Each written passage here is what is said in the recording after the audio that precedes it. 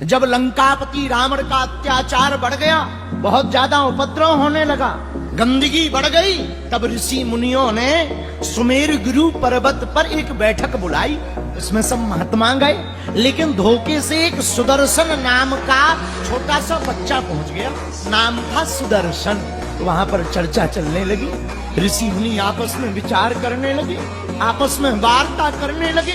ऋषि मुनि कहते हैं, लंकापति रावण बड़ा अत्याचारी है, कौन बचाएगा? एक वयोवृद्ध महात्मा ने कहा, अरे ऋषियों, डरो मत, बहुत ही जल्दी अयोध्या में दशरथ भवन में दशरथ के घर कौशल्या नंदन बनकर के राम प्रकट हो। वो छोटे से सुदर्शन नाम के बालक ने सुन लिया। उसने सोचा, बन गया काम, अपन को मिल ही जाएंगे अब राम। भागा भागा वो बालक अयोध्या आ गए। अयोध्या में गलियों में गुजारा करने लगा। कभी संतों के पीछे भागे, कभी सरजू जी में डुबकी लगावे, कभी सीताराम गुण गावे, कभी कहे, हे रघुनाथ, मरने के पहले प्रकट हो जाना, मरने के पहले अवतार ले लेना, ताकि हमको दर्शन हो जाए। वहीं सरयू के किनारे एक झोपड़ी बना ली सुदर्शन ने। बालक था नन्हा सा। धीरे से पता लगा कि दशरथ जी का विवाह हो गया। कौशल्या, सुमित्रा, कैकेयी नाम की रानियां आ गईं। अब तो ये और उत्साहित हो गया कि अब प्रभु आने ही वाले। लेकिन तब तक इसकी अवस्था युवान हो गई। इंतजार करते करते, रोते रोते इसकी आंखों का पानी सूख गया, शरीर वृद्ध होने लगा, केस सफेद हो गए। और जब बुढ़ापा आ गया और कोई संतान नहीं हुई, ये रोज पता करता, क्या महाराज को बेटा हुआ? लोग कह देते, बड़ा बाबरा है, हो जाएगा, पता लगेगा। बेचारा रोता हुआ रहने लगा, आंखों में आंसू भर के कहता, हे राम, हे प्रभु, अब तो प्रकट हो जाओ।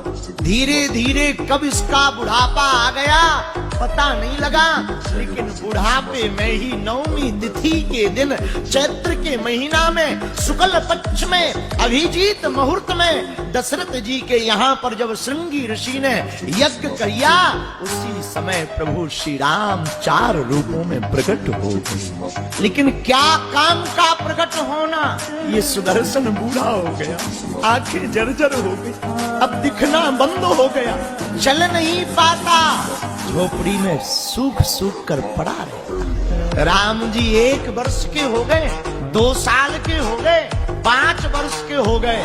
इसे तो हर साल पता लगे कि आज प्रभु के उत्सव की वर्षगांठ, आज जन्मदिन है भगवान का। रोज रोए, राम, क्या मरने के पहले एक बार तुम्हारी आवाज हम सुन पाएंगे? मैं आ नहीं सकता तो क्या हुआ ना, तुम तो आ सकते हो। मैं नहीं देख सकता तो क्या हुआ, पर हे रघुनाथ, तुम तो मुझे देख सकते हो। मैं नहीं सुन सकता तो क्या हुआ, तुम तो मेरी सुन सकते हो। क्या मैं इतना भागा हूँ, क्या मैं इतना पापी हूँ जो मुझे आपके दर्शन नहीं होंगे? और रघुनाथ जी कितने दयालु हैं। एक दिन राम जी ने खेल ही खेल में लीला की, भरत जी के साथ खेल खेला, गेंद का खेल। और राम जी ने कहा कि गेंद के खेल में जो हारेगा वो अपनी पीठ पर तीनों भाइयों को बिठाकर पेड़ तक ले जाएगा। और राम जी जानबूझ करके खेल में हार गए, भरत जी को जिता दिया। और जैसे ही जिताया, सोई छोटे छोटे भरत और लक्ष्मण पीछे पड़ गए, घोड़ा बनो घोड़ा, घोड़ा बनो घोड़ा। राम जी ने इतना सुना, सोई दौड़ लगा दी, पीछे पीछे भरत जी, आगे आगे राम जी, और हमारे रघुनाथ जी भागते भागते वहीं पहुंच गए जहां सुदर्शन नाम का वो भक्त रो रहा था। तुरंत जाकर झोपड़ी के बाहर बैठ गए। अरे ओ बाबा, पानी मिलेगा क्या? आवाज बड़ी तोतली, ऐसी मीठी तोतरी बनी बानी को सुनकर पहचान नहीं पाया, जान नहीं पाया। बड़ा ऊंचा सुनाई दिया, पर सुनाई दिया, दिखाई तो देता नहीं, उठ तो पाता नहीं। कहा, भैया कौन हो? धीरे से तोतली बानी में रघुनाथ जी 7 साल के हो गए, मुस्कुराते हुए कहते हैं, बाबा हमारो नाम श्री राम है। जहां इतना कहा, बाबा ने गोद में ले लिया, सिर पर हाथ फैलाने लगा। राम, रघुनाथ, तुम पहले ना आ जाते, हमें देखने मिल जाते। अब आंखें फूट गई, अब तुम कैसे होगे पता नहीं, पर बाणी बड़ी प्यारी है, चलो छूने को ही मिल गई यही बहुत है। और जिसे रघुनंदन स्पर्श कर ले, जिसे राम स्पर्श कर ले। रघुनाथ जी ने बाबा के गालों पर हाथ फेरा, थोड़ी चैतन्यता आ गई। तो चैतन्यता आई तो कहा बाबा से, बाबा हम अपना घर भूल गए, तुम अपने कंधे पे बैठा के वो अपने भवन तक छोड़।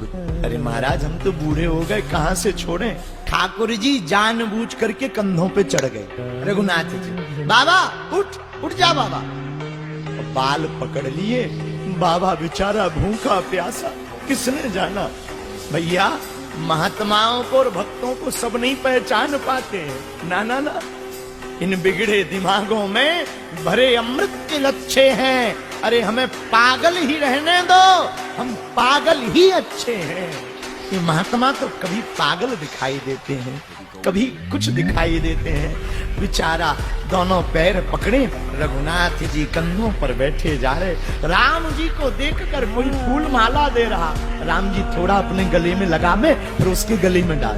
कोई मिठाई ला रहा, ठाकुर जी ऊपर बैठे बैठे थोड़ा खुद खा रहे और धीरे से उसके मुंह में भी खिला रहे। आज ऐसी तृप्ति मिली उसे, रोता जा रहा, आंसू बहाता जा रहा, चरणों को सहलाता जा रहा। उसने सुना था सुमेरु गुरु पर्वत पर कि दशरथ नंदन राम होंगे।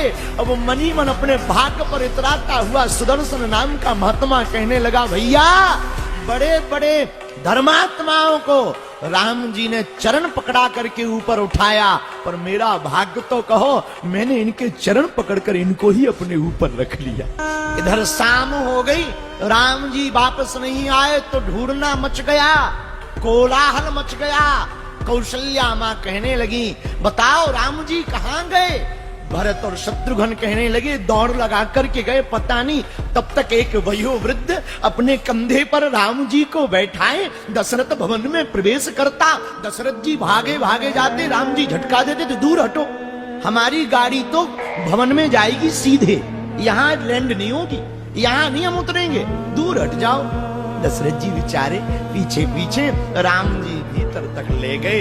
अंदर जाकर माँ की गोद में उतरे और कहा, माँ आज हम गुम जाते, अगर ये नहीं मिलते तो हमारा पता नहीं, हम तो भूल ही गए थे गलियां। माँ ने कहा, लाला जिसने तुझे घर दिया है अब सदा ये अपने पास रहेगा, इसको मैं घर दूंगा। अब तो सुदर्शन के भाग्य खुल गए।